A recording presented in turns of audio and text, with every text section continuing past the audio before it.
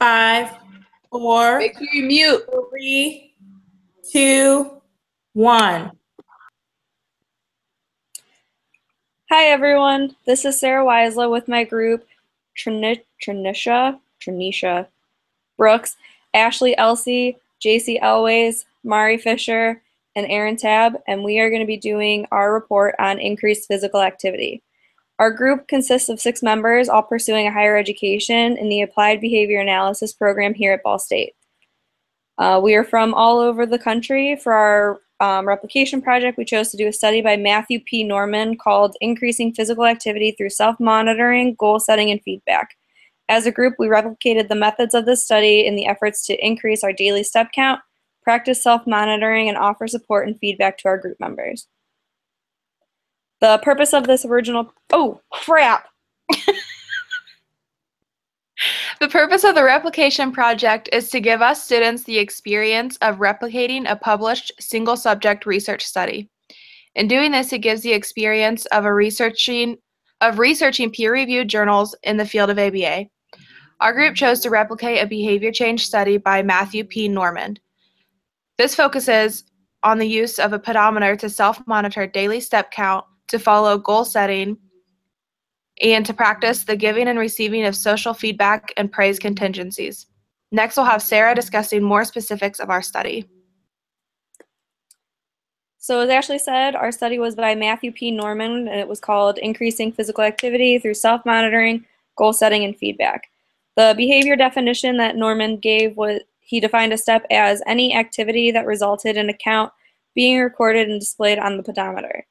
The participants used a pedometer to self-monitor step count.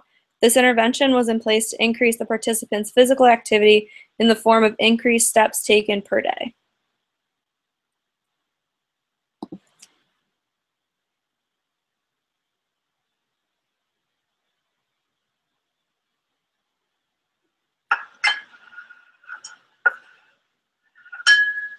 Honey, I can't find the cranberries. I'll be right back. Love to drive? Visit the Infiniti Start Your Own Legacy winter sales event. Infiniti, empower the drive. I'm hearing everywhere that walking 10,000 steps a day is the ultimate way to reach good health. But is that true?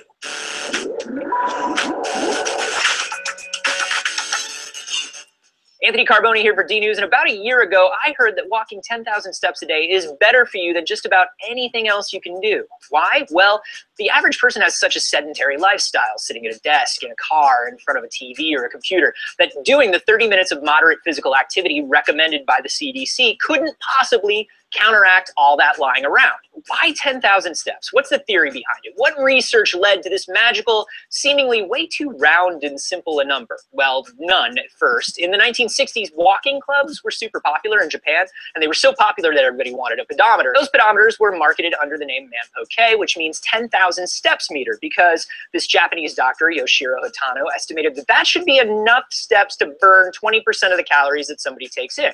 That's a good name, it's a good estimate, and the concept stuck. But does walking 10,000 steps a day actually work? Well, yes.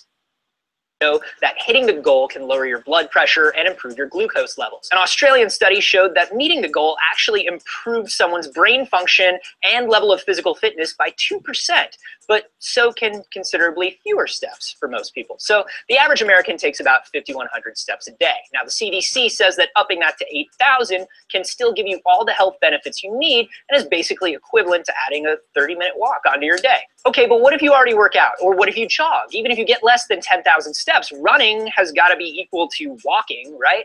Well, not really. Over the last 19 years, obesity in the US has increased by about 57%, and physical activity at work and at home has declined at a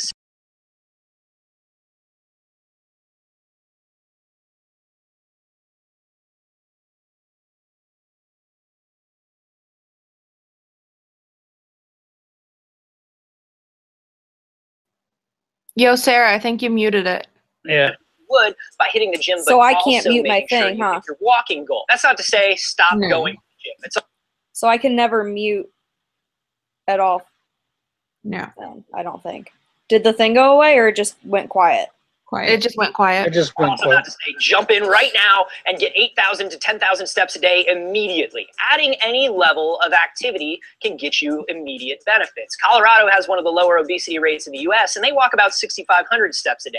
Tennessee and Arkansas have high obesity rates, and they walk about 4,500 steps a day. So that 2,000 steps is making a big difference in overall health. So no, 10,000 steps is not a magic number, and it's not going to get you in shape on its own. But a day full of slow, steady, simple physical activity like walking can be extremely healthy for you. Have you guys tried this? How is it working for you? Let me know down below, and subscribe for more D News.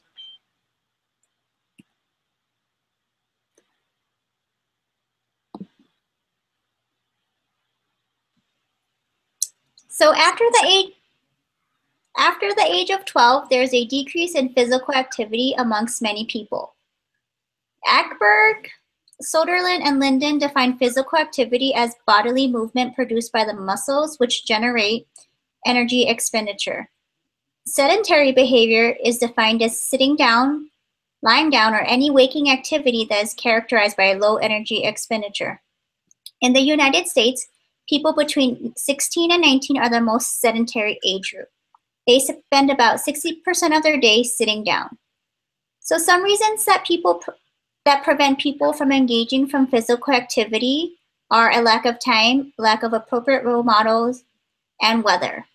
Setting physical activity goals and self-monitoring physical activity can increase daily physical activity, as well as show improvements in weight loss. A suggestion to make daily changes to physical activity is walking an additional 2,000 or 2,500 steps a day, which could be enough activity to prevent weight gain in an average adult. It is recommended that people under the age of 18 should engage of 60 minutes of physical activity each day. When people self-monitor their physical activity, it improves awareness when people self-monitor their physical activity, it improves awareness, and there is an increase in engaging in physical activity. People can self-monitor their physical activity by keeping logs or journals and having reminders to engage in their physical activity. They can self-monitor their physical activity by using technology such as pedometers, activity trackers such as Fitbits or Garmin's, heart rate monitors, and using smartphone applications. Using self-monitoring activities are easy and do not cost a lot of money. Keeping a log or self-monitoring makes a person conscious about their physical activity and can remind them to exercise. Next, we have Mari with methods.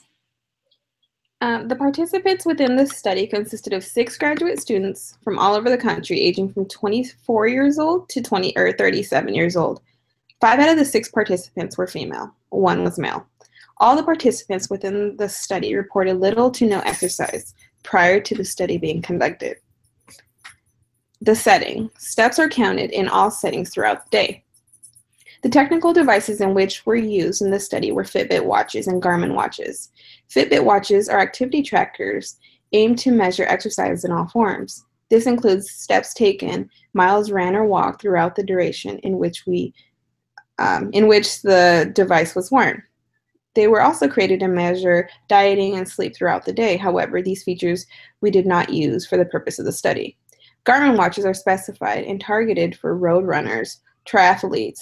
However, they too can measure dieting and sleeping and activity throughout the day, but also were designed with GPS systems within. The Excel doc or Google Docs, this is the form we use to track our data and provide each other's feedback throughout the intervention process. Now we have Sarah discussing visual aids.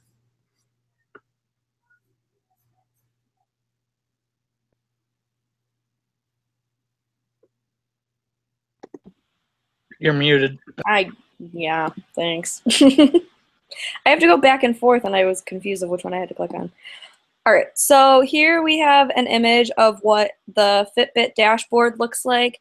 So when we were looking at our step counts each day or every other day, whenever we were looking at our step counts, this is what told us what our steps were over down here in the right lower corner.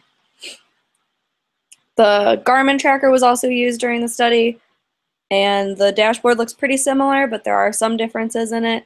The steps showed a graph example, so you could track them daily and see them kind of out throughout the whole week. Throughout the entire study, all participants wore their Fitbit or Garmin to track their daily step totals. During baseline, all participants were prohibited from seeing or knowing their step totals. This meant that if the step totals were able to be seen on the wrist tracker, it would be covered with tape to prohibit view. Each of us exchanged our login information to our Fitbit or Garmin app with a partner. In the original study, the tape was signed to ensure that it was not tampered with by the participants. Since our group meets virtually, the exchange of login information served as the signature that is referenced in the original study. The partners changed the password on the app so we were not able to see the login. We were not able to log in or check our step count. Since our study is a multiple baseline design, the intervention phases were introduced at different stages for each participant. This meant the intervention began on days 6, 8, 10, 12, 14, and 16 for the different participants. After each participant completed 5 days of the intervention phase, we started a return to baseline phase. This meant that all previous baseline procedures were in place once more. You can switch to intervention. During the intervention phases, all participants are given their login information back in order to track daily steps and ensure that step goals are being met. Each week, a different group member acted as the experimenter, and when in that role, we would provide daily feedback to each group member whom was in the intervention phase. If step goals were met, the experimenter would provide social praise, such as "nice work" or "you're on a roll." If step goals were not met, the experimenter would provide encouragement, such as "you'll get there tomorrow" or "keep walking, you can do it." To attain daily step goals, each of us averaged our baseline totals and then added 2,000 steps to that number. This new number was our daily step goal during the intervention phase.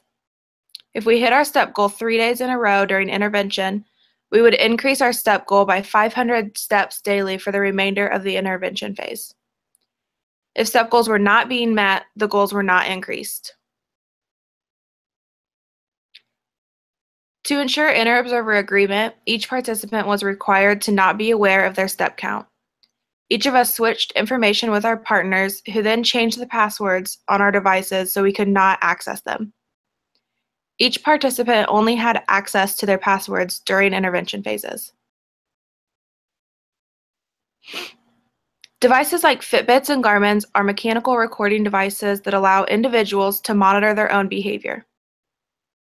To show treatment integrity, our partners entered our baseline data into our shared Google Excel document at the end of the baseline phase. This was to ensure that the participants did not skew baseline data by accessing their daily step count and altering the number of steps they were taking. If we were permitted access to these step totals during baseline phases, it could mean that we would take less steps to ensure that we were able to have a reasonable goal during intervention phases. Each of us were responsible for recording our own intervention data every day into the Excel document. We ensured treatment integrity in IOA by checking that our partners inputted the data correctly into the Excel doc. Aaron will now be going over the results of our study. Overall, the daily step totals for each participant varied following the introduction of the self-monitoring and the feedback intervention. The goal of 2,000 steps more than the baseline was only reached 3 times throughout the 6 participants. However, a decrease after baseline only occurred 4 times and was between the range of 91 steps and 1,334 steps more than the baseline. Other than those 4 times, the intervention had an increase in steps when treatment was introduced. Each participant's first baseline varied in days, with Aaron having 5 days, Ashley 7 days, JC 9 days, Mari 11 days, Sarah 13 days, and Trinisha 15 days. After the treatment would last 5 days, then the experimenters would implement a second baseline lasting 5 days. and would then reintroduce the treatment for 5 days. Aaron showed that he had an original baseline of 7,620 average steps after the first 5 days that ranged from 1,993 steps to 13,131 steps.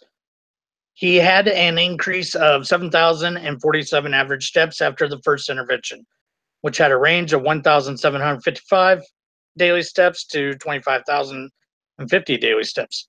Praise and self-monitoring was then removed for the second baseline, and Aaron's steps decreased by 9,973 average steps, with a range of 3,174 steps and 14,357. Then praise and self-monitoring was reintroduced, and his average steps increased by 2,756 steps. The reintroduction of treatment did, however, decrease by 170 average steps less than the original baseline and had a range of 3,174 daily steps to 14,357. Aaron was the only one to reach his goal during both interventions of an increase of 2,000 steps, but he had a decrease in steps between the first and second treatment. Ashley had a baseline of 6,641 average steps after her first 7-day baseline trial, with a range of 1,973 steps to 10,850. She had a decrease of 109 average steps when self-monitoring and praise was introduced. Her treatment phase ranged from 4,511 steps to 9,394. The second baseline was 6,919 steps, which was an increase of steps from the treatment and the first baseline. The range of the second baseline was 4,482 steps to 11,864. Treatment increased 1,183 average steps more than the second baseline and 1,461 more average steps than the first baseline, with a range of 5,956 steps to 10,323 steps. Ashley showed a decrease in the original treatment, but then an increase of both baselines in the second treatment. JC had a baseline of 11,552 average steps in her first 9 days baseline, with an average of 5,813 to 17,268 steps. JC then showed a decrease of 1,334 average steps when self-monitoring and praise was introduced, with the range of 6,017 to 13,782 average steps. The second baseline showed that JC's average step decreased again to 9,541 after the removal of self-monitoring and praise, with a range of 6,391 to 14,161. The reintroduction of treatment decreased by 91 average steps from the second baseline and 2,102 average steps from the original baseline, with the average of 6,759 to 13,214.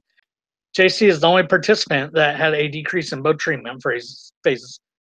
Mari had a baseline of 7,967 average steps across her 11-day baseline, with a range of 5,073 to 11,548 daily steps. During her first intervention, Mari increased her steps by 357 average steps, with a range of 5,966 to 10,221. Mari then had a second baseline of 5 days in which her average daily steps were 8,713, with a range of 7,324 to 12,884. She then had an increase of 690 average steps when the treatment was reintroduced and had a range of 6,286 to 13,200. Mari had an increase in both treatments and is the only participant that increased average steps after each phase. Sarah had a 13-day initial baseline in which she got 6,283 average steps with a range of 4,657 to 10,806. Sarah then had an increase in average steps, reaching her goal with 8,959 average steps in the range of 5,406 to 12,838. That's an increase of 2,676 average steps. Her second baseline then just dropped slightly from the treatment to 8,881, with the range of 5,654 to 14,207. The reintroduction of treatment then showed a decrease of 510 average steps from the second baseline and an increase of 2,088 from the first baseline. Sarah is the second person to reach her goal, but then had a decrease in the second intervention, but had 2,000 steps more than the first baseline on both interventions. The last participant, Trinisha, had the first baseline of 15 days and had 5,779 average steps with a range of 1,519 to 8,537. When the intervention was introduced, Trinisha increased her average steps by 1,424 average steps by recording 7,203 steps in a range of 4,721 to 8,662. Then a second baseline was introduced, and she had a slight decrease from the treatment, but an increase from the first baseline, getting 6,979 average steps in a range of 5,145 to 8,895. The reintroduction of the treatment then showed an increase of both baselines. She had 908 more than the second baseline and 2,108 from the first baseline, which would be reaching her goal if we were going by that baseline. The second treatment had an average of 7,887 in a range of 5,145 to 8,095. Trinisha was the third person that had increased in steps during the treatment. Aaron, Mari, and Trinisha showed an increase during the intervention. Ashley and Sarah showed both an increase and decrease, and JC showed that the intervention had a decrease in average steps across the board. I will show you a graph real fast just to give you a better idea of what we did.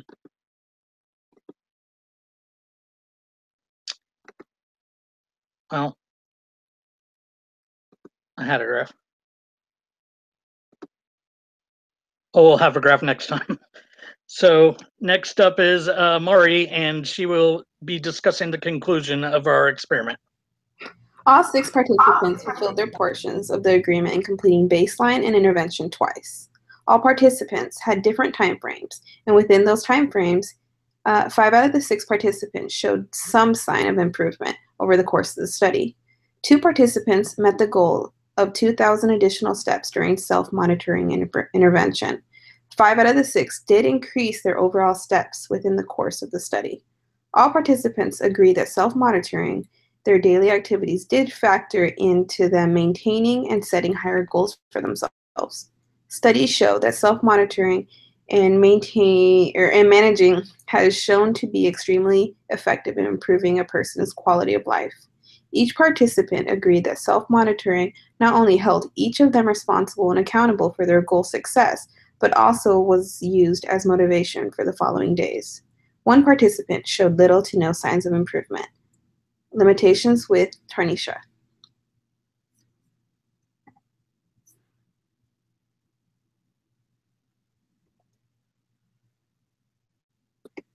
You're muted. You're still muted. Gotta remember to do that. Okay. Thank you, Mari, for that introduction. My section does focus on limitations. Of the 6 participants in the study, the goal of self-monitoring and physical activity for most people increased the number of steps when comparing multiple baseline data recordings. Despite some success of the participants, there were several limitations of this study, to include taking Fitbit off and charging it while in the shower, and sometimes forgetting to put it on, which resulted in uncounted steps. In addition, due to changes in schoolwork and/or school schedule, participants were prevented from being as active as needed, which limited some from hitting their daily step goal. Instead of daily step goals, setting a weekly average goal might have produced greater step increase and given the participant the opportunity to make steps on another day of the week. And what that means is instead of us getting on Excel, I'll get that right, getting on Excel and commenting per day, on Monday I might have been busy and I might have had something to do at my daughter's school. If I would have had that additional time, I might have been able to make up those additional steps for that week. So therefore I wouldn't be just limited to Monday and just getting my steps done that day. So again, just giving us that additional time might have produced greater step increase and given the participants the opportunity to make steps on another day of the week. Unfortunately, social praise, great job, almost there, you exceeded your goal, don't give up, as Ashley alluded to, was not enough reinforcement to keep motivation. Research suggests the effects of feedback are sometimes enhanced when combined with other procedures, such as incentive programs. However, in our current study, as reported, feedback did not seem to enhance the effects of self-monitoring, illustrating the need for further component analysis of the type of intervention package employed in this study. These incentives might have been beneficial, especially considering all participants in the study were adults, and more than likely, some had children, sports, and other obligations on their schedules. An interesting avenue for future research then is the evaluation of incentive-based programs for exercise adherence, similar to the voucher program that is used sometimes to promote drug abstinence. Not surprising, each participant level of proactiveness was different, and forgetting to charge your Fitbit and thinking you have one more day and then it dies resulted for some participants in uncounted steps that caused some participants to not reach their goal. Unfortunately, technology can work for us and against us at times, and some participants in the study admitted think their Fitbit and/or Garmin device so that it's tracking accordingly to the steps. Okay, that's not. I'm going to have to rewrite that. So that it's tracking accordingly to the steps you're taking on the daily. At time was an issue. I'll rewrite that. For some strange reason, some participants even mentioned they would check their device and the Bluetooth icon mysteriously was turned off. Lastly, regarding limitations, turning off your Fitbit and/or Garmin device on occasion so that it does not freeze and not calculate data properly is important. As we all know, technology will be technology, so taking the initiative to reboot is always a good thing.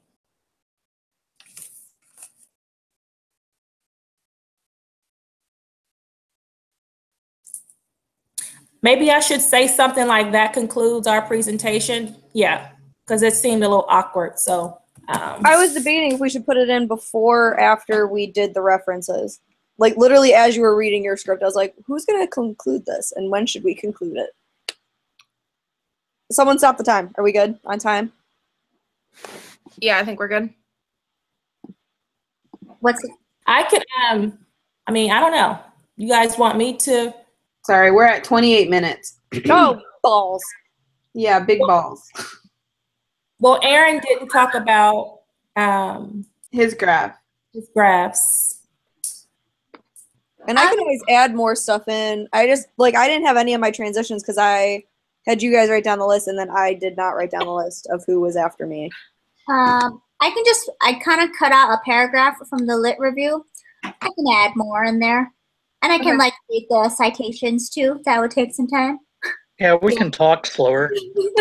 And we can, or I'm going to add everybody's name because I said participants ranging from this to this, but everybody else used names. So maybe I should put the names in there. And when I say one participant didn't or shows no signs of improvement, maybe I should put a name in there or no? Yeah, why not? Go for it. Go for it. Although I have to say, want you Aaron guys to know. names made me super disappointed as he was reading my results. Whenever you guys say like, and one participant did it, I'm just like, oh, that's me. Okay, so we'll add the graphs in as Aaron's going through the results. Parts. So I took a few notes. Aaron, whenever you talk about the graphs, you're going to talk about functional relationships and use that terminology, right? Some participants had a functional relationship with introducing the intervention, and some didn't. And then talk about each person. I was thinking more like whenever you have the graph up, then that's where you could talk about baseline versus intervention, and if there was a functional relationship or if it was not, while the visual was actually there. Okay. Okay. And okay, the wording on the PowerPoint, you couldn't see it. Huh? The wording on the PowerPoint, because it wasn't expanded. So for the people who was actually viewing our presentation and the instructor, you couldn't read the wording because it wasn't expanded. Or maybe it was just me, but I couldn't read it. I think there's enough room to make it bigger regardless, so that should be fine. Okay. When we view this recording, we'll see, and I can always, like I said, she said, I can always make it bigger. Okay. Do we even need to have that PowerPoint up? Couldn't we just put the graphs in it instead? I guess I can stop the broadcast, huh? Let me Yeah. Yeah.